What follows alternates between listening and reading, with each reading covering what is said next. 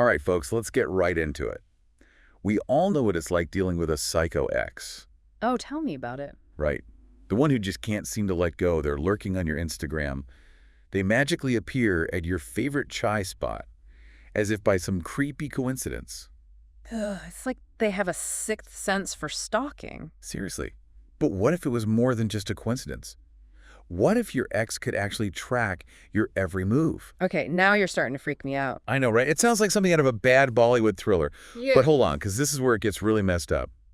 Imagine your ex works for Zomato or Swiggy, No way, are you serious? dead serious, and they start using their access to track your ecus every single order. So, like, even if you order just one samosa, they'll know. You got it, late night biryani cravings, they know where you are, Mm. midnight ice cream run, bam, they're blowing up your phone. This is giving me major creeps already. It gets worse. This actually happened to a woman in Bengaluru, according to her ex-boyfriend who worked at one of these food delivery companies. Use his access to basically stalk her through the app. Wait, so he could see her orders, her location, everything? Everything. He even started interrogating her based on her orders, like, what are you doing in Chennai? Or ordering chocolates, huh? Must be that time of the month. Okay, that's not just creepy, that's full-on psycho. Total red flag alert, right? So the question is this some kind of freak incident, or is there something more sinister going on with these apps and our data? Well, look, most companies have these fancy data protection policies in place. Right, they all talk a big game about privacy. Exactly. But let's be real for a second. There are always loopholes. And when you have someone with access and a motive, those policies are about as effective as using a banana leaf as an umbrella in a monsoon. I've never heard that one before, but I love it. So you're saying that even with these policies in place, our data isn't really safe? It's not just about the policies, it's about the people and the access they have. This whole thing blew up on LinkedIn, and some of the comments were seriously disturbing. Really? What were people saying? People claiming to be in the know were saying that data teams at these companies often have access to a ton of user information. Like, what kind of information are we talking about? Think about it. Every time you use one of these apps, you generate data. Your order history, your address, your payment details. It's like leaving a trail of digital breadcrumbs everywhere we go. Exactly. And if someone has access to that data, they can track pretty much anything by your customer ID.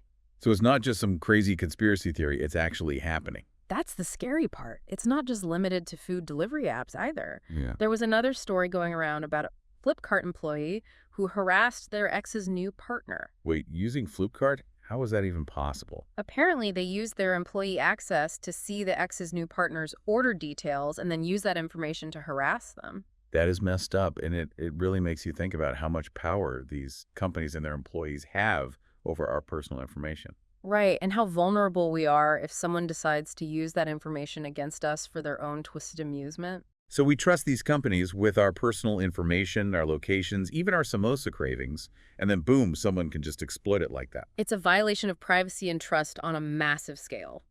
So what are we supposed to do? Just accept that our digital lives are an open book? Well, legally, there are data breach and cyberstalking laws in India. Oh, so there are laws against this kind of thing. Yeah, a data breach is when someone accesses your information without your permission, and cyberstalking is using electronic communication to harass or threaten someone. Okay, that makes sense. But how effective are these laws, really? Well, the problem is that going the legal route is often a long and exhausting process. So by the time you jump through all the hoops, the damage is already done. Exactly. And that's not even taking into account the emotional toll it can take on you.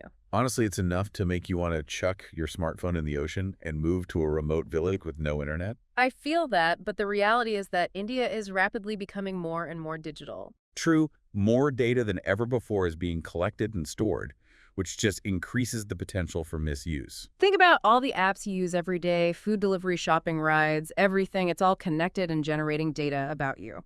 We are practically sitting ducks in this digital world. It's not all doom and gloom, though. There are things we can do to protect ourselves. Like what? Give me some hope here. Well, for starters, companies need to step up their game with stricter internal audits and stronger penalties for data misuse. That makes sense. They need to be held accountable for protecting our information. Absolutely. And we as users need to be more aware of what we're signing up for when we use these apps. So read the fine print, basically. Those privacy policies that we usually just scroll past. Exactly, because they outline how your data is being collected and used. And maybe be a little more careful about who we share our personal information with. Especially online, you never know who might be lurking behind that seemingly innocent profile picture. It's a scary thought, but it's the reality. We live in this digital world is amazing in so many ways, but it also comes with risks. It's all about finding the balance between convenience and privacy and being aware of the potential dangers. I think that's a great takeaway for everyone listening.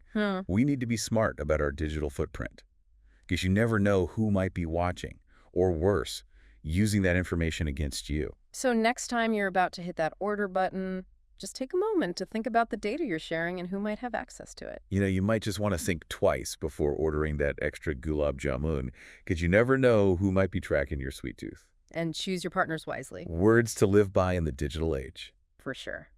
All right, folks, that's all the time we have for today's deep dive. Stay safe out there, and remember, keep your data close and your enemies closer, or something like that. Until next time. See ya.